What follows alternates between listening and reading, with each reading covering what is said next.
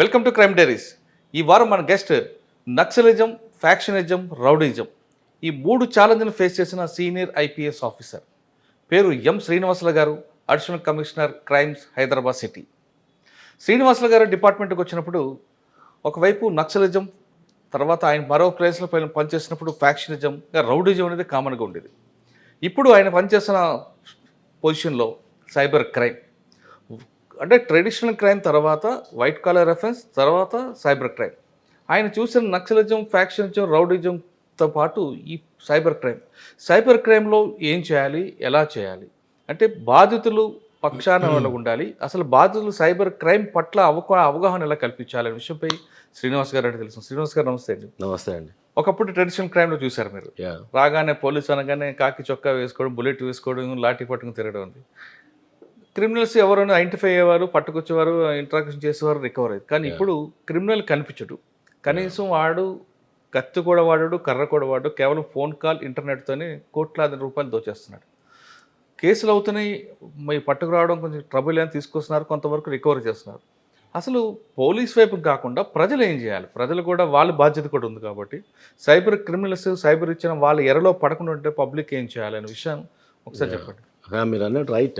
Actually traditional crime వచ్చింది, దాని తర్వాత ఫ్యాక్షన్ వచ్చింది, నక్సలిజం సైమల్టేనియస్గా ఉంది, దాని గ్రాడ్యువల్గా ఎకనామిక్ అఫెన్సెస్ వచ్చాయి. ఎకనామిక్ అఫెన్సెస్ వచ్చి ఆ ఇన్వెస్టిగేషన్ తర్వాత కొత్తగా ఈ ఇంటర్నెట్ విప్లవం వచ్చిన తర్వాత అందరం సైబర్ స్పేస్లో ఉన్నాం. ఇప్పుడు ప్రతి ఒక్కరు ఫోన్ వాడుతున్నాం, ప్రతి ఒక్కరు స్మార్ట్ ఫోన్ వాడుతున్నాం, వీఆర్ వైఫై వాడుతున్నాము, తర్వాత ఇంటర్నెట్ వాడుతున్నాం. దీంట్లో భాగంగా క్రైమ్ కూడా ఆ లెవెల్కి వెళ్ళిపోయింది. So that is called cyber crime. Cyber స్పేస్లో జరిగేది cyber crime. Cyber crime is the accused and fraudster and perpetrator will be totally invisible and మీ టోటల్గా ఏదైతే మనీ కానీ, తర్వాత మీ యొక్క డేటా కానీ, దాని తర్వాత మీ యొక్క ఇమేజ్ కానీ, మీ యొక్క ప్రొఫెషన్ కానీ, మీ యొక్క సీక్రెట్స్ కానీ టోటల్గా రిమోట్లో తీసుకోబడతాయి. దాంట్లో భాగంగా రీసెంట్గా చాలామంది వేలు కాదు, లక్షలు కాదు, కోట్లు పోగొట్టుకుంటున్నారు. లైక్ ఫర్ ఎగ్జాంపుల్ ఓటీపీ వచ్చిందంటారు. ఓటీపీ వచ్చిందని రాగానే అరే ఏదో బ్యాంక్ నుంచి వచ్చి ఓటీపీ వచ్చింది కదా అని చెప్పేసి ఆ ఓటీపీ చెప్పండి, మేము బ్యాంక్ నుంచి మాట్లాడుతున్నాం అని చెప్తారు. ఇమ్మీడియట్గా సడన్గా హైబర్ పడిపోయి ఓటీపీ చెప్పేస్తారు. ఒక్కసారి ఓటీపీ చెప్పగానే వెళ్ళిపోతున్నారు. తర్వాత రీసెంట్గా ఎన్నో ఇన్స్టాగ్రామ్ సోషల్ మీడియా గ్రూప్స్లలో ఫామ్ అయిపోయి మీరు ఇన్వెస్ట్మెంట్ అడ్వైజ్ ఇస్తాము చూడండి, ఆల్రెడీ మా యొక్క సైట్ ఉంది, ఆ సైట్లో చాలామంది జాయిన్ అయ్యారు. ఆ జాయిన్ అయిన తర్వాత లక్షకి 10 లక్షలు సంపాదించారు, వాళ్ళ యొక్క డాష్బోర్డ్ చూడండి, నా డాష్బోర్డ్ చూడండి, నేను ఒరిజినల్గా చూపిస్తున్నానని చెప్పి అది ఎంతవరకు అథెంటికేట్ డాష్బోర్డు అది చూసేసి చాలామంది జాయిన్ అయిపోతున్నారు. ఒకరు కాదు, వందలు కాదు, వేల మంది జాయిన్ అయిపోయి ఒక్కొక్కరు లక్షలలో పెడుతున్నారు, కోట్లలో పెడుతున్నారు. అది ఏమవుతుందంటే ఆశ అత్యాశ అండ్ మీ యొక్క అజ్ఞానం. అదిగా కాదు, దాంట్లో చదువుకున్న వాళ్ళే ఎక్కువగా పెడుతున్నారు. అందరూ చదువుకున్న వాళ్ళే ఇన్వెస్ట్మెంట్ అని పెడుతున్నారు. లక్షకి 20,000 ఎక్స్ట్రా వచ్చేసింది అంటారు. వితిన్ 2 to 3 డేస్లో 20,000 ఎక్స్ట్రా వచ్చిందని చూపిస్తారు. అది చూపిస్తారు కూడా. సో వీళ్ళు హ్యాపీగా దాని ఇదైపోయి వచ్చింది కదా అని చెప్పేసి ఇంకా పెట్టడం జరుగుతుంది. సో ఒక టైంలో ఒక సైజబుల్ అమౌంట్ అయితే ₹1 కోట్లు 2 కోట్లు పెట్టిన తర్వాత ఆ సైట్ పనిచేయదు. అది విత్డ్రా చేసుకోవడానికి డబ్బులు కనబడుతుంటాయి. ఒక అతను రీసెంట్గా 2 crores పెట్టాడు. నిజానికి అయితే అతనికి మొత్తం తన సైట్లో చూపిస్తుంది 14 కోట్లు చూపిస్తున్నారు. 14 కోట్లు విత్డ్రా చేసుకుందామని ఒక ₹1 కోటి విత్డ్రా చేసుకుందామంటే ఆ లాక్ అయిపోతుంది. ఎందుకని వాళ్ళకి ఫోన్ చేస్తారు, లేదండి ఇదంతా మీరు సంపాదించారు, ఇన్కమ్ ట్యాక్స్లు కట్టాలి, ఫీజులు కట్టాలి, ఇది కట్టాలి అని చెప్పేసి మళ్ళీ ఒక 30 లక్షలు కట్టించుకున్నారు. మళ్ళీ 14 కోట్లు వస్తాయి కదా, పోనీ 30 లక్షలు కడదామని 30 లక్షలు కట్టారు. దాని తర్వాత మళ్ళీ ఇంకా దాని మీద ఇస్తానో ఇదాన్ని పెడతారు. అప్పుడు అర్థమైంది ఇదంతా ఫ్రాడ్ అని. అప్పుడు కంప్లైంట్ ఇచ్చారు. కానీ అప్పుడు జరగాల్సిన నష్టం జరిగింది. అది ఏంటంటే ఒకసారి సైబర్ క్రైమ్లో ఒక్కసారి డబ్బులు పోతే అది ఇమ్మీడియట్గా కొన్ని వందల మందికి వాళ్ళ యొక్క ఎవరైతే వాళ్ళకి మ్యూల్స్ ఉంటారో, మ్యూల్స్ అంటే వాళ్ళు సపరేట్గా వాళ్ళ అకౌంట్స్ పెట్టుకుని ఉంటారు, వాళ్ళ చేతుల్లో వాళ్ళ గ్రిప్లో ఆ అకౌంట్స్కి ట్రాన్స్ఫర్ అయిపోతాయి. మీరు ఇప్పుడు తెలుసు కదా, ఒక క్లిక్లో అమౌంట్ ఎంతనే ట్రాన్స్ఫర్ అయిపోతుంది. వాళ్ళు సైబర్ ఫ్రాడ్స్ చేస్తారు. ఒక్కసారి నెంబర్ తీసుకున్న తర్వాత మొత్తం అమౌంట్ డిఫరెంట్ లేయర్స్లో ట్రాన్స్ఫర్ అవుతాయి. లేయర్ అంటే ఒకరికి ఫస్ట్ ఏ నుంచి బీకి వెళ్ళాయి, బి నుంచి ఇమ్మీడియట్గా సికి వెళ్ళిపోతాయి, సి నుంచి డీకి వెళ్ళిపోతాయి, డి దగ్గరనో ఈ దగ్గరనో అక్కడ విడ్రా అయిపోతుంది. అంటే ఎక్యూజర్ దొరికినా అమౌంట్ ఎక్కడ దొరికినా ఈ ఫస్ట్ ఏ వాడు దొరుకుతాడు. ఏ వాడు ఏంది మ్యూల్ అంటే ఎవరో తెలియని వాళ్ళు ఇంట్లో పనిచేసే వాళ్ళు వాళ్ళ యొక్క అకౌంట్స్ తీసుకొని బ్యాంక్ అకౌంట్స్ తీసుకొని వాళ్ళ బ్యాంక్ అకౌంట్ డీటెయిల్స్ అన్ని వీళ్ళ చేతిలో ఉంటాయి. ఫ్రాడ్ చేసిన అమౌంట్ ఈ బ్యాంక్ అకౌంట్స్లో ట్రాన్స్ఫర్ అయిపోతాయి. ఈ బ్యాంక్ అకౌంట్లో ట్రాన్స్ఫర్ అయ్యి ఫిజికల్గా వేరే అకౌంట్కి పంపిస్తారు. వేరే అకౌంట్ నుంచి వేరేకి పంపించి అక్కడ విడ్రా అవుతాయి. ఎక్కడైనా పట్టుబడితే ఈ మ్యూల్ దొరుకుతాడు మనకి. అవును, అంటే వాడికి దొరకడు, కింగ్ పింగ్ దొరకడు. వాడేంటంటే ఎక్కడ వాడో అక్రాస్ ఇండియా అక్రాస్ గ్లోబ్ ఎక్కడ ఉండొచ్చు. అకౌంట్ ఇస్ సైబర్ స్పేస్, ఒక బౌండరీస్ లేవు దీనికి. సో అప్పుడు ఏమవుతుందంటే అక్కడ దొరికితే ఎట్ ద మోస్ట్ కష్టపడి మా కేసు అయితే మేము అంత పట్టుకొని అంత అది కష్టం కూడా. ఏ హర్యానాలో ఏ ఢిల్లీలోనో దొరికితే ఆ మ్యూల్ అకౌంట్ దొరుకుతాడు. మ్యూల్ అకౌంట్ దొరికితే నాకేం తెలియదు సార్, నేను జస్ట్ అకౌంట్ నెంబర్ ఈ అకౌంట్ ఇవ్వమంటే ఇచ్చాను, ఒక 10,000 ఇచ్చారు నాకు. అందుకని పబ్లిక్ చెప్తున్నది ఏంటంటే మీ అకౌంట్, మీ డేటా, మీ యొక్క cell phone it's totally your responsibility. మీరు ఎంత జాగ్రత్తగా వాడుకుంటారో, ఎంత జాగ్రత్తగా పెట్టుకుంటారో అది రెస్పాన్సిబిలిటీ. అలాగే తర్వాత యూత్లో కూడా ఇన్స్టాగ్రామ్లో, ఫేస్బుక్లో ఇట్లాంటి చాలా యాప్స్ ఉన్నాయి, కొన్ని 100 యాప్స్ ఉన్నాయి. ఆ 100 యాప్స్ లోపల మీరు జాయిన్ అవుతున్నారు. జాయిన్ అయిపోయి ఎవరికో తెలియని వాళ్ళతోనో కాంటాక్ట్ నెంబర్, సెల్ నెంబర్తో కాంటాక్ట్ అయిపోతుంది కదా. ఎవరో ఫోన్ చేస్తారు, ఎవరో కాంటాక్ట్ అవుతారు, ఎవరో మాట్లాడి కొద్దిగా మంచిగా మాట్లాడేసరికి మీరు వాళ్ళ పడిపోయి వాళ్ళతో మీ యొక్క పర్సనల్ డేటా అంతా చేంజ్ చేసుకోవడము, ఎక్స్చేంజ్ చేసుకోవడం, ఫొటోస్ కానీ వీడియోస్ కానీ ఇంకేదైనా పంపించుకోవడము చేస్తున్నారు.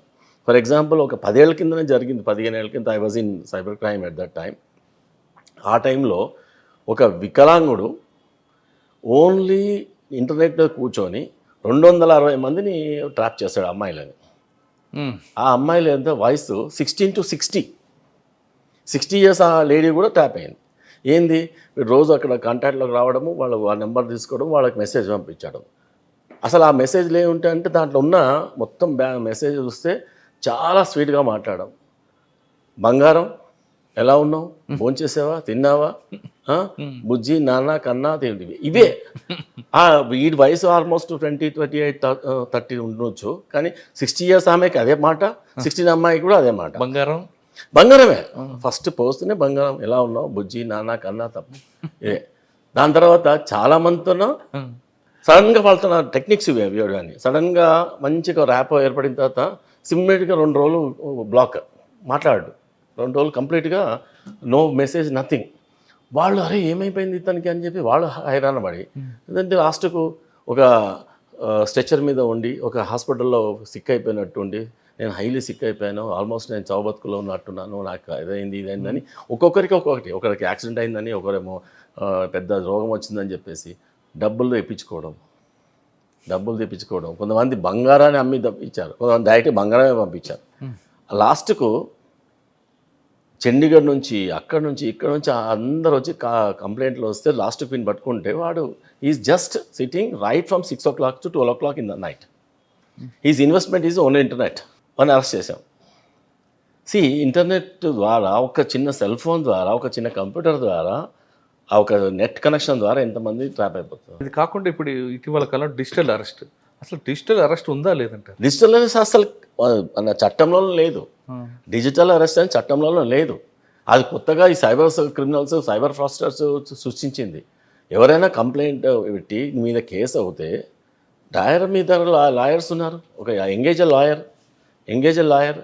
లాయర్ని ఎంగేజ్ చేసి ఎందుకు అయింది, కేసు అయింది, you or every right. Accused కూడా చాలా రైట్స్ ఉంటాయి. మీరు డైరెక్ట్గా పోలీస్ స్టేషన్కి రావడమో ఇంకెక్కడికి రావడమో. ఒకవేళ రియల్ పోలీస్ వాళ్ళు లేకపోతే ఈడీ కానీ ఇది కానీ అవుతే వాళ్ళందరూ ఏం చేస్తారు, డైరెక్ట్గా వస్తారు, వచ్చేసి మీకు ఇది అయింది, ఇది ఒక వారెంట్ ఉంది, లేకపోతే ఈ కేసులో మీరు ఇన్వాల్వ్ అయ్యారు అని చెప్పి మీకు క్లియర్గా నోటీస్ వస్తుంది. వాళ్ళ ఎఫ్ఐఆర్ ఏంటంటే యాక్చువల్గా ఫస్ట్ ఆఫ్ ఆల్ అక్యూజ్డ్కి కాపీ వస్తుంది. దాంట్లో నీ మీద సెక్షన్స్ ఏంటి, ఎందుకు ఎవరు పెట్టారు, ఎందుకు అయిందని క్లియర్గా తెలుస్తుంది. అప్పుడు మీరు యాక్ట్ చేయాలి. ఎవరో వీడియోలో చూపించేసి సింపుల్గా వీడియోలో మా పోలీస్ ఎన్ఫోర్స్మెంట్ ఏజెన్సీ యొక్క డ్రెస్సులు వేసుకొని అవి వేసుకొని వచ్చేసి ఇవాళంట digital arrest. Where is the digital arrest? There is no digital arrest at all. So అట్లా బెదిరిచ్చేస్తే మా డిజిటల్ అరెస్ట్ ఇచ్చిన వాళ్ళు మళ్ళీ ఇమీడియట్గా కొంత టైంకి మీరు డబ్బులు కట్టండి, డబ్బులు పే చేసండి, మేము మేనేజ్ చేస్తామని చెప్పడం. డబ్బులు పెట్టి మేనేజ్ చేస్తున్నామని అన్నాడంటే వాడు ఫ్రాస్టర్ అని లెక్క. So there is no digital arrest. మీరు డిజిటల్ అరెస్ట్కి కానీ దేనికి కానీ భయపడాల్సిన అవసరం లేదు. మీ మీద అట్లీస్ట్ ఏదైనా కేసు ఉంటే మీకు బాజాప్తా ఎఫ్ఐఆర్ కాపీ వస్తుంది. ఎందుకు ఎవరిని పెట్టారు, ఎందుకు అయింది, ఏమి అభియోగాలు మోపారో, ఎవరు పెట్టి అన్నీ తెలిసిపోతుంది. You can approach a lawyer. Approach దానికి ఒక బాజాప్తా స్టేషన్కి రావచ్చు, కోర్టుకు రావచ్చు, దానికైనా పోవచ్చు. మీరు అట్లాంటి వాటికి తర్వాత ఆ కంపెనీ నుంచి ఈ కంపెనీ నుంచి ఉద్యోగాలు ఉన్నాయని, తర్వాత ఇన్వెస్ట్మెంట్ చేస్తే లాభాలు వస్తాయని అత్యాశకు పోయి పెట్టొద్దు. తర్వాత డిజిటల్ అరెస్ట్ లేదు, ఎవ్వరు భయపడాల్సిన అవసరం లేదు. రియల్ పోలీస్ ఎవరు డబ్బులు అడగరు. సార్ డిపార్ట్మెంట్లోకి వచ్చేటప్పటికి ఈ టైప్ క్రైమ్ లేదు మీకు. ఎస్. ఇప్పుడు అడిషనల్ సిపి క్రైమ్స్ వచ్చేసరికి, ఐజీ క్యాటర్ వచ్చేసరికి సైబర్ క్రైమ్ కనిపిస్తుంది. యా. అసలు ఫస్ట్లో మీరు డిపార్ట్మెంట్కి వచ్చేటప్పుడు ఏ టైప్ ఆఫ్ క్రైమ్ ఉండేది? అసలు మీరు పోలీస్ యూనిఫామ్ అన్నది ప్యాషన్గా వేసుకున్నారా లేదు బై ఛాన్సా? No, it's not by chance, it's by passion. యాక్చువల్గా అది background already everyone knows about my background. I'm from Hyderabad, born and brought up in Hyderabad, old సిటీలో.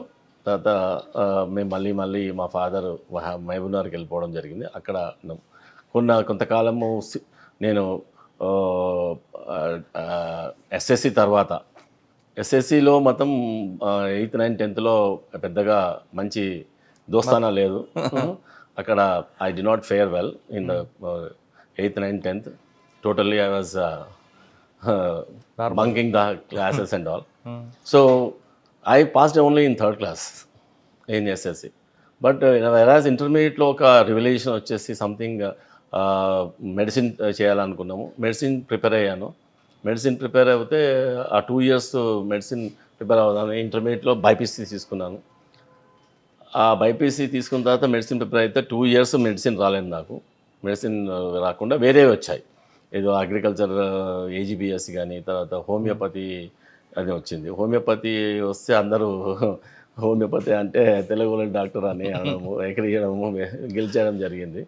So then I discarded it. తర్వాత ఏజీబీఎస్సి అట్లీస్ట్ దాంట్లో join అవుదామని అప్పుడు counselling ఉంటుంది. Counselling కోసం నేను ఇక్కడ రాజనగర్ వచ్చాను. వస్తూనే అక్కడ కొద్దిగా ఆ టైంలో బాగా ర్యాగింగ్ అవి సీనియర్స్ చేసేవాళ్ళు. ర్యాగింగ్ లాగా జరిగితే అక్కడ ఒక స్కఫుల్ అయింది. అది కూడా ఏదో అయింది అని చెప్పి వాళ్ళు నాకు గల్లబట్టడానికి వచ్చారు. వాళ్ళని నేను కొద్దిగా సీరియస్గా తీసుకోవడం జరిగింది. తర్వాత ఫీజు కట్టకుండానే బ్యాక్ వచ్చేసాను. సో అలా ఏజీబీఎస్సీ పోయింది, హోమియోపతి జాయిన్ అవ్వలేదు, ఎంబీబీఎస్ రాలేదు. అప్పటికే 2 years నాది అయిపోయింది. మా బ్యాచ్మేట్స్ అందరూ ఫస్ట్ ఇయర్లో జాయిన్ అవ్వడం అందరూ ఫైనల్ ఇయర్కి వచ్చేసారు. ఫైనల్ ఇయర్ వస్తుంది వాళ్ళది. అప్పటికి నాది ఓన్లీ ఇంటర్మీడియట్ లెక్క అయిపోయింది. నాకు ఇది వచ్చేసి ఆ మహబూబ్నగర్ నుంచి అక్కడ బెంగళూరు వెళ్ళిపోవడం జరిగింది. అప్పుడు మధ్యలో ఒక ఆపర్చునిటీ దొరికి అక్కడ మైనింగ్ ఒక పెద్ద కంపెనీ ఓనర్ దగ్గర జాయిన్ కావడం జరిగింది. కొంతకాలం తర్వాత అతను వేరే దగ్గరికి వెళ్ళిపోయి ఆ మైనింగ్ అంతా నాకే అప్పగించాడు. అది మ్యాంగనీస్ మైన్ చేసి కొన్ని రోజులు ఆ మ్యాంగనీస్ మైన్ నేను రన్ చేశాను. అదంతా అప్పుడు బాగానే ఉండింది. కానీ అక్కడ ఒక చిన్న ఇన్సిడెంట్ జరగడము, పోలీస్తో ఇంటరాక్ట్ కావడము అలా జరిగింది. దాని తర్వాత కర్ణాటక పోలీసులు మీకు ప్రభావం ఉంది? ఎస్, కర్ణాటక పోలీస్తో ఇక్కడ తుమ్కూరు ఏరియాలో, అక్కడ తుమ్కూరు బెంగళూరు టౌన్ దగ్గర, బెంగళూరుకి 80 kilometers అక్కడ. అప్పుడు అంతా మొత్తం ఆ కంపెనీ మొత్తం నేనే రన్ చేసేవాడిని. ఒక చిన్న ఇన్సిడెంట్ అయితే మొత్తం మేనేజ్మెంట్ని కూడా పిలవండి అని చెప్పేసి వాళ్ళు నన్ను కూడా పిలిచారు. పిలిచిన తర్వాత వాళ్ళు నాకు అపాయింట్మెంట్ ఇవ్వాలి. యాక్చువల్గా బయట కూర్చొని వెయిట్ చేస్తూ ఉన్నాను. వాళ్ళు మా అపాయింట్మెంట్ ఇవ్వకుంటే ఇత్తిఫాక్ ఏంటంటే మాకు కన్నడ వస్తుంది. కన్నడ రావడం వల్ల, మాట్లాడడం వల్ల అతను అరే మనవాడే అని చెప్పేసి పిలిపించారు. అప్పుడు బాగా ట్రీట్ చేశారు. అప్పుడు అర్థమైంది ఏంటంటే దీంట్లో అయితే పోలీస్ ఆఫీసర్ కావాలి అని చెప్పేసి. సో బిజినెస్ అంతా వదిలేసేసి మళ్ళీ హైదరాబాద్కి వచ్చేసి అక్కడ అంతా అబాండన్ చేసి వదిలేసి హైదరాబాద్కి వచ్చి ప్రిపేర్ కావడం మొదలెట్టాం. ప్రిపేర్ అవుతూ 2 times సివిల్స్కి ఇంటర్వ్యూకి వెళ్ళాను. ఫస్ట్ టైమే ఫిల్మ్స్ క్లియర్ చేసాము, మెయిన్స్ రాసాం. బట్ ఆ ఆప్షనల్ సరిగ్గా తీసుకోలేవు. ఒక 1 of the optionals, 2 optionalsలో ఆంథ్రోపాలజీ నాది. ఇంకో ఆప్షనల్ తీసుకోవడంలో తప్పు చేశాను కాబట్టి అది ఫస్ట్ ఇంటర్వ్యూ రాలేదు. సెకండ్ టైం ఇంటర్వ్యూ వచ్చింది, బట్ ఆప్షనల్ చేంజ్ చేశాను. అప్పుడు ఆంథ్రోపాలజీ విత్ జోగ్రఫీ. అప్పుడు ఇంటర్వ్యూ వచ్చింది. ఆ ఇంటర్వ్యూ వచ్చిన తర్వాత కానీ మళ్ళీ ఇంటర్వ్యూ వెళ్ళినప్పుడు ఇంటర్వ్యూలో టోటల్గా మనకు బోర్డు అది north India south India boards కొన్ని ఉంటాయి అప్పుడు ఆ టైంలో కొద్దిగా లక్ ఫేవర్ చేయాలి దాంట్లో కూడా. సో అప్పుడు నార్త్ ఇండియా బోర్డు వచ్చి రాలేదు. Out of 300 I got only 120 వచ్చినప్పుడు నాకు ఏది రాలేదు. బట్ ఎట్ దట్ టైమ్ ఆ ఇయర్లో I was a topper in anthropology entire ఆ సబ్జెక్ట్లో మాత్రమే. I was topper, all India topper. But ఇంటర్వ్యూలో బాగా తక్కువ వేసారు, 120 వేసారు అవుట్ ఆఫ్ 300, రాలేదు. నెక్స్ట్ టైం మళ్ళీ ప్రిపేర్ అయ్యాం. అయితే మళ్ళీ వేరే బోర్డు వచ్చింది. అది అక్కడ కూడా బోర్డులో బాగా మళ్ళీ తక్కువ వచ్చాయి. ఆ టైం కూడా రాలేదు. ఈ 2 సార్లు రాకపోయేసరికి ఇంకేం చేద్దాం అని చెప్పి అప్పటికే కంపెనీ అమ్మేసిన డబ్బులు అవన్నీ కూడా హారతి కర్పూరం అయిపోయాయి మొత్తం. అలాగే ఆ టైంలో అక్కడ కంపెనీలో వచ్చిన మైనింగ్ కంపెనీ అమ్మి వచ్చిన డబ్బులన్నీ స్టాక్ మార్కెట్లో పెట్టాను నేను. ఎందుకంటే అది అవసరం లేదు, జస్ట్ అక్కడ పెట్టేస్తే మొత్తం బాగుంటుంది, అది చూసుకోవచ్చు అని. కానీ అప్పుడు ఒక స్కామ్ జరిగింది. అప్పుడు నేను ఒకటే స్టాక్లో ఆల్మోస్ట్ దగ్గర చాలా డబ్బు పెట్టాను మొత్తం. ఆ స్టాక్ పెరిగినట్టే పెరిగేసి మొత్తం స్కామ్ జరిగేసి జీరో అయిపోయింది ఆల్మోస్ట్. లాస్ట్కు 55 పెడితే పైన 50 పోయినాయి, మొత్తం 5 మిగిలినాయి. అవి మళ్ళీ వాడుకోవడం, ఇది స్టడీస్ కోసం వాడుకోవడం జరిగింది. దాని తర్వాత గ్రాడ్యువల్గా అప్పుడు ఇక 98 వచ్చేసింది. అప్పుడు Y2K ప్రాబ్లం వచ్చింది కంప్యూటర్స్లో.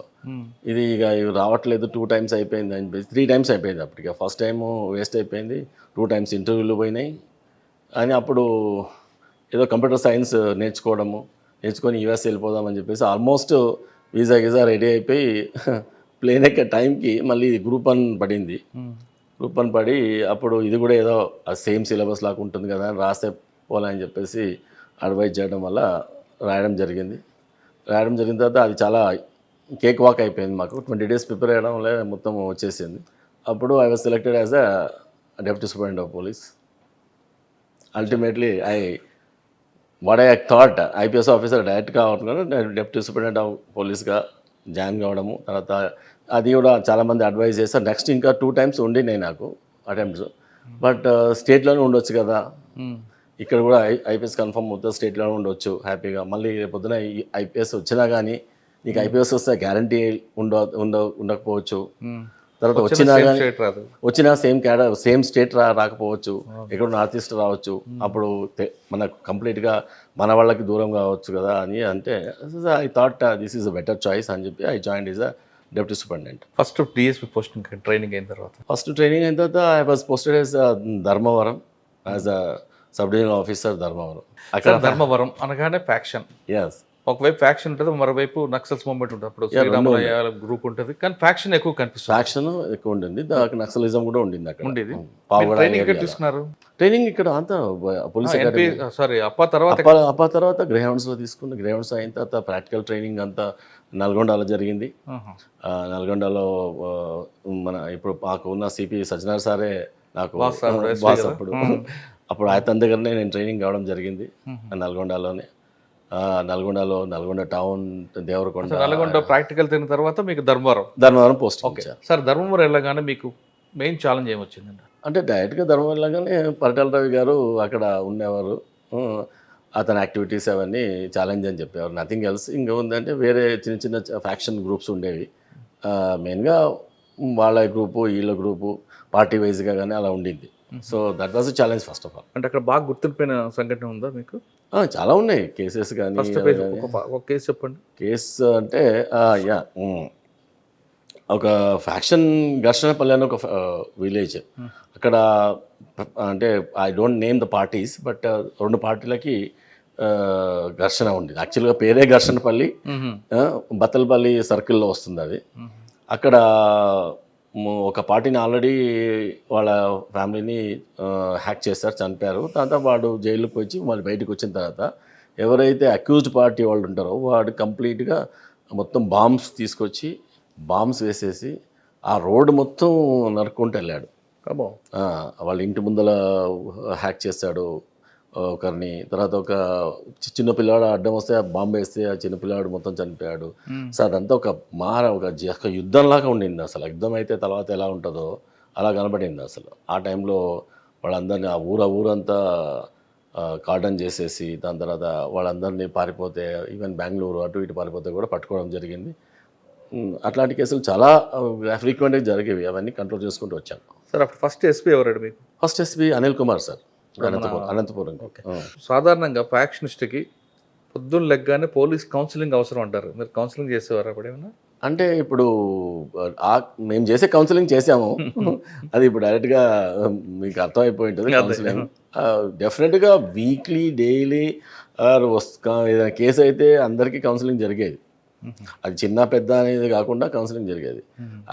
అది అప్పుడు వయసులో చిన్నాము, కానీ పెద్దవాళ్ళని కౌన్సిలింగ్ చేయాల్సి వచ్చింది. చేసాం కూడా. యాజ్ ఏ పోలీస్ ఆఫీసర్ పెద్ద చిన్న ఉండదు కదా, క్రైమ్ అంతే. సార్ ఫ్యాక్షన్ కాకుండా ధర్మవరంలో ఇంకా వేరే క్రైమ్ ఉంటుందండి? వేరే క్రైమ్ అనేది తక్కువ. జనరల్గా ఎక్స్టార్షన్స్ అవి ఉండేవి. ఎందుకంటే అక్కడ అంతా ఈ ఫ్యాక్షనిస్టులు కింద స్పెంటర్ గ్రూప్స్ అందరూ వేరే వాళ్ళని, ఈ బిజినెస్ మ్యాన్ని, తర్వాత ఇక్కడ కాంట్రాక్టర్స్ని ఎక్స్టార్షన్ చేసేవాళ్ళు. వాళ్ళు అట్లా ఉండేది అక్కడ. జియోగ్రఫికల్ సిచ్యువేషన్స్ అట్లే ఉండినాయి కాబట్టి. ఎంతకాలం చూసారండి ఇక్కడ 1.5 year, ఆల్మోస్ట్ 1.5 year చేశాను. Next then I was posted Khammam town డిఎస్పీగా చేశాను. అక్కడ రౌడీజం కనిపిస్తుంది. అక్కడ రౌడీలు కాదు, రౌడీలు కొంతమంది ఉంటారు. రౌడీలు అయితే ఎక్కడైనా ఉంటారు, ప్రతి జిల్లాలో ప్రతి దాంట్లో ఉంటారు, ప్రతి పోలీస్ స్టేషన్ ఏరియాలో ఉంటారు. అక్కడ ఏంటంటే ఇట్స్ సెమీ ఆంధ్ర తెలంగాణ టైప్లో ఉంటారు కాబట్టి చాలా టాక్టికల్గా చేయాల్సి వచ్చింది. అప్పుడు కమ్యూనిస్ట్ గ్రూపుల మధ్య కూడా విభేదం ఎక్కువ కదా? కమ్యూనిస్ట్ గ్రూపులే ఎక్కువ ఉన్నాయి అక్కడ.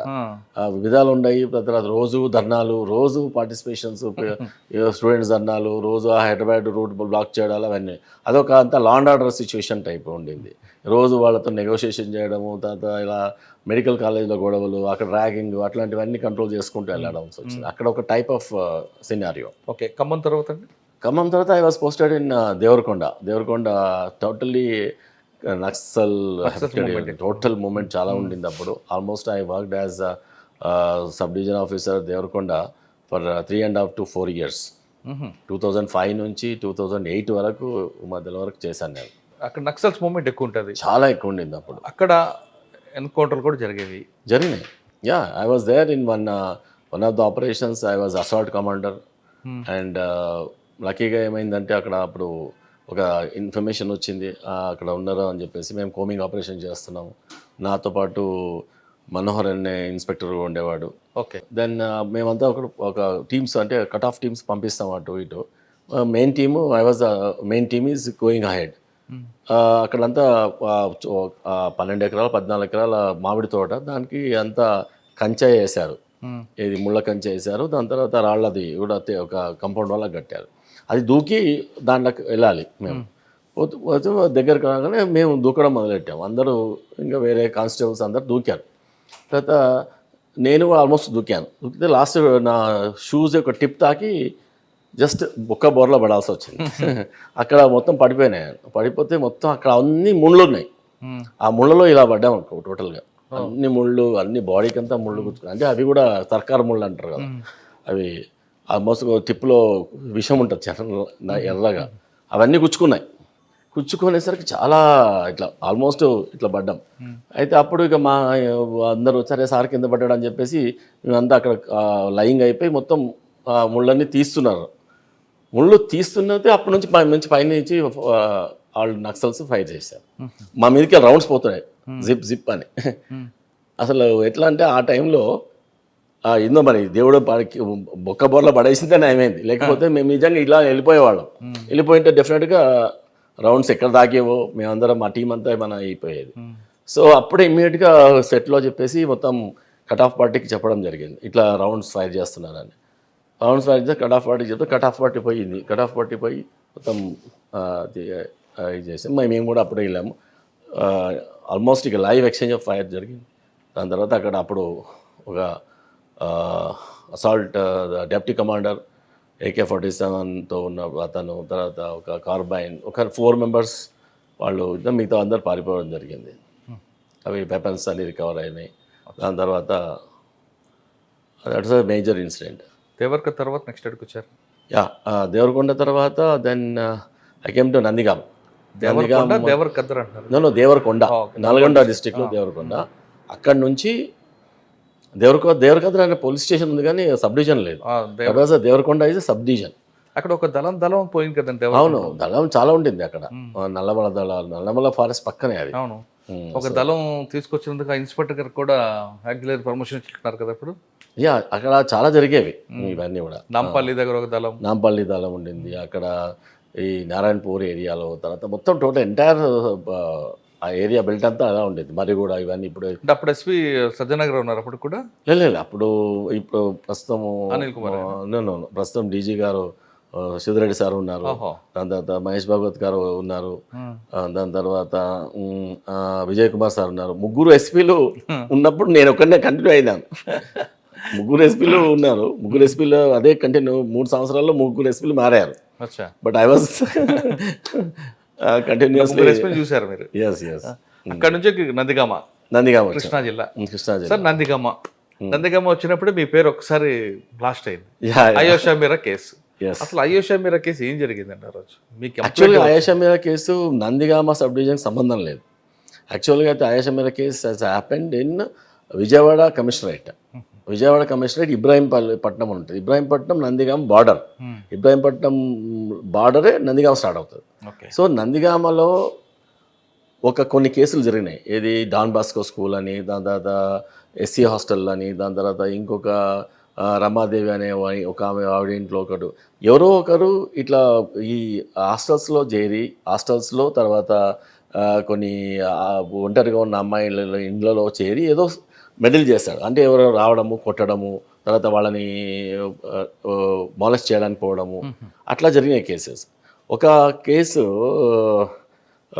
ఒక కంచికచర్ల దగ్గర ఒక హాస్టల్ ఉంటుంది, అదే మన నందిగామ అవుట్స్కర్ట్స్లో. హాస్టల్లో ఆల్మోస్ట్ గొంతు కోసారు.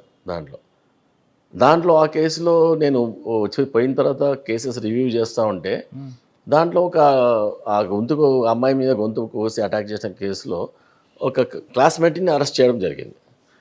నేను ఆ రివ్యూ చేయడంలో ఒక క్లాస్మేట్ దట్టు ఒక అమ్మాయి ఇంకో అమ్మాయి గొంతు కోసే అంత ఉంటుందా, అంత ఇమ్యూనిటీ ఎందుకు ఉంటుందని ఇంకా డీప్గా వెళ్ళడం జరిగితే దాంట్లో అప్పటికే ఛార్జ్షీట్ చేయడానికి రెడీగా పెట్టారు. లేదు ఛార్జ్షీట్ ఆపేసి డీప్గా వెళ్ళడం చేస్తే వాళ్ళని కూడా పిలిచి ఆ అమ్మాయి అప్పటికి రిమాండ్ అయ్యి బయటకు వచ్చింది. ఆ అమ్మాయి పేరు ప్రసన్న లక్ష్మి. సో వాటి సార్ నేను చేయలేదు సార్, యాక్చువల్గా ఇది ఎవరు చేసిందో నా మీద మోపారు. ఇది అసలు నేను 108 వచ్చినప్పుడు నేనే తీసుకెళ్ళాను ఆ అమ్మాయిని నా పేరు చెప్పేసింది, నా పేరు. అంటే న్యాయం జరగకపోయినా పర్లేదు, కానీ అన్యాయంగా ఒక మర్డర్ కేసులో కానీ అటెంప్ట్ మర్డర్ కేసులో కానీ చేరితే ఎంత ట్రామా ఉంటుందో, ఒక పోలీస్ ఆఫీసర్గా we have to illicit the truth. ఏదో మీడియాకి భయపడో లేకపోతే ఇంకే దానికి భయపడో చేసుకుంటూ పోతే నువ్వు అసలు పోలీసింగ్ చేయనట్టు కాదు. కరెక్ట్, మన న్యాయం చెప్తుంది కదా. మంది తప్పకుండా పర్లేదు, అసలు దొరకడు పోవద్దు, అదే చెప్తుంది. 100 మంది తప్పిపోయినా పర్లేదు, అసలు నిర్దోషికి శిక్ష పడకూడదు. సో అట్లా దీంట్లో చేయకూడదు. మనం ఇన్వెస్టిగేషన్ ఇంతకుముందు తప్పైనా కానీ మళ్ళీ ఇప్పుడు చేయాలని చెప్పేసి ఇన్వెస్టిగేషన్ నేను మళ్ళీ చేస్తానంటే కూడా నాకు అప్పుడు ఆల్రెడీ చేసిన కేసుని మళ్ళీ నీవెందుకు చేస్తావు, ఇన్స్పెక్టర్ చేసిండ్రు కదా అన్నారు. లేదు, యాజ్ అ పోలీస్ సీనియర్ ఆఫీసర్గా ఒక కింది ఆఫీసర్ ఇన్వెస్టిగేషన్ కరెక్ట్ చేయలేదు అని నువ్వు భావిస్తే you can assume the investigation. నేను చేస్తాను అవ్వట్లేదు కదా, మీరు కన్విన్స్ కాలేదు. I didn't convince as a senior officer, then I assume the investigation. అప్పటికి నీవెందుకు చేస్తావు, ఆల్రెడీ ఛార్జ్షీట్ అయిపోయింది, అరెస్ట్ అయిపోయింది. ఛార్జ్షీట్ చేయడం టైంలో నువ్వెందుకు అని అన్నారు. ఎవరన్నారు? నా సీనియర్. అయిపోయింది కదా, అయిపోయింది ఆ కేసుని మళ్ళీ తోడడం ఎందుకు? తోడడం కాదు, అక్కడ న్యాయం ఏంటి, అసలు కరెక్ట్ జరిగిందా లేదా అని ఇంపార్టెంట్. అట్లా అనుకుంటా పోతే అన్ని కప్పిపుచ్చుకుంటూ వెళ్ళిపోవచ్చు, అట్లా కాదు. సో దాన్ని మళ్ళీ నేను తీసుకొని నేను దీన్ని పర్ఫెక్ట్గా చేస్తా అని నేను ఇన్వెస్టిగేషన్ చేయడం తీసుకున్నాను. As a senior officer I can assume the investigation it is in the law, in the CrPC. So then I started investigating. దాంట్లో అప్పుడంతా చేసినాము. తర్వాత నాకేం క్లూ దొరకలేదు, అయినా కానీ నాకేపో అవుతాయి అనిపిస్తే వీళ్ళు చేయలేదు. సంబడి ఈ ప్యాటర్న్ అంతా చూస్తే ఒక ప్యాటర్న్ కనబడుతుంది. సేమ్ అమ్మాయిల దాంట్లో దూరడము, అటాక్ చేయడము, లేకపోతే ఇది చేయడం. అలా చూస్తూ ఒకసారి నేను అక్కడ కూడా ఒక కేసు జరిగిందంట, కానీ అక్కడ వెళ్ళడం జరిగింది. పర్మిషన్ అప్పుడు శివానంద్ సార్ ఉన్నారు అక్కడ. పర్మిషన్ తీసుకొని సార్ ఇలా ఉందంట అంటే చూడు అని చెప్పాడు. అప్పటికే అది సగం ఇన్వెస్టిగేషన్ అయ్యి కానట్టు ఉంది. అది చూస్తుంటే దాంట్లో కూడా సేమ్ ప్యాటర్న్ కనబడుతుంది. ఎవరో స్కేలప్ వెళ్ళడము, దాని తర్వాత అటాక్ చేయడము, అయితే మాలెస్ట్ చేయడము, లేకపోతే పారిగెత్తిపోవడం ఇలా జరుగుతుంది. మా దగ్గర 2-3 కేసులు, కొన్ని కేసులు అసలు కట్టనే లేదు కేసు. డాన్ బాస్కో స్కూల్లో అవన్నీ జరిగే ఎంట్రీ అని వాళ్ళు కేసు ప్రిఫర్ చేయలేదు. సో అయినా కానీ మళ్ళీ తర్వాత కేసు కట్టించేసి చూస్తుంటే అలా నేను అప్పటికే కొంత ప్రివెంటివ్ యాక్షన్ మొదలెట్టాం. వేసి అన్ని కాలేజెస్కి వెళ్ళి, స్కూల్స్కి వెళ్ళి ఎవరైనా ఇట్లా దూరితే, ఎవరైనా ఇట్లా ఉంటే ఇమీడియట్గా మా డిఎస్పీ నెంబర్ నాది, తర్వాత మా ఇన్స్పెక్టర్ నెంబరు ఇది అని చెప్పేసి వాళ్ళు అక్కడ స్టిక్కర్లు లాంటి ఇచ్చేసి వచ్చినాం. అది అట్లా జరుగుతూ ఉంది. ఎప్పుడన్నా ఊరినంతా కార్డన్ చేయడం అవన్నీ జరుగుతూ ఉంది. అట్లా మేము స్టెప్స్ తీసుకుంటుంటే ఆగస్టు నెలలో ఫుల్ వర్షాలు పడుతున్నాయి. అప్పుడు ఆ టైంలో ఒక పాలిటెక్నిక్ కాలేజీలో ఎవరో దూరారని చెప్పి అల్లరి చేశారు ఆ పిల్లలు. ఎవరో మనిషి దూరాడు అని. అది మా అక్కడ ఉన్న దాంట్లో అందరు గర్ల్సే, వార్డను గర్లే. కానీ ఒక్క మనిషి, ఒక వాచ్మెన్ మాత్రం మేల్, మిగతా వాడు ఆయన ముసలాయన. సో ఎవరో దూరారు, ఎంగగా ఉన్నాడు, ఇట్లా కొన్ని కలర్స్ వేసారు, వాడు చీకట్లో తిరుగుతున్నాడు అని అంటే అప్పుడు మేము ఆల్రెడీ అక్కడ పెట్టిన నంబర్స్కి కాల్ చేశారు. నాకు కాల్ వచ్చింది. దాని తర్వాత ఇమ్మీడియట్గా అందరిని పిలిచేసి ఇమ్మీడియట్గా మొత్తం ఎన్సర్కిల్ చేశాం. ఏది ఆ మొత్తం హాస్టల్ని ఎన్సర్కిల్ చేసి మేము కూడా లోపలికి, అప్పుడు అంతా ఫుల్ లైట్లు పోయినాయి. అయినా మేము టార్చ్ లైట్ వేసి చూస్తుంటే ఉన్నట్టుండే ఒక పర్సన్ ఆ గోడ దూకి మెయిన్ కంపౌండ్ వాళ్ళు దూకేసి అక్కడ బయటికి పారిపోయాడు, అక్కడ రోడ్ సైడ్ పారిపోయాడు. అది మేము ఆల్రెడీ తెలుసుకున్నాం. నెక్స్ట్ డే ఉదయమే మళ్ళీ పోయి చూసిన తర్వాత అక్కడ స్టెప్స్ మార్క్స్ పడ్డాయి. ఇమ్మీడియట్గా స్టెప్స్ మార్క్స్ తీసుకున్నాం. అక్కడ ఒక చెప్పు దొరికింది, ఒక ప్లాస్టిక్ టైప్లో. అది కూడా సీజ్ చేశాము. దాని తర్వాత వీళ్ళందరినీ అడిగాము ఎవరు ఎట్లా ఉంటారు అంటే, మాకు మొహం చూడలేదు కానీ ఒక డ్రెస్సు, ఆ ప్యాటర్న్స్, ఫుల్ లెంత్ ఉన్న ఫుల్ స్లీవ్స్ ఉన్న టీషర్ట్ అని చెప్పారు. సో అవన్నీ రాసుకున్న తర్వాత మళ్ళీ ఆ చెప్పు తీసుకుని వచ్చాము. అది ఎవరిదా అని చూసి అందరితో చెక్ చేసి అది ఆల్మోస్ట్ పెద్ద చెప్పు 9 నెంబర్ది. అక్కడ ఉన్న వాళ్ళ తర్వాత సెట్ కాలేదు. చాలామంది అన్నారు ఇది ఎప్పుడో పాత పడిపోయి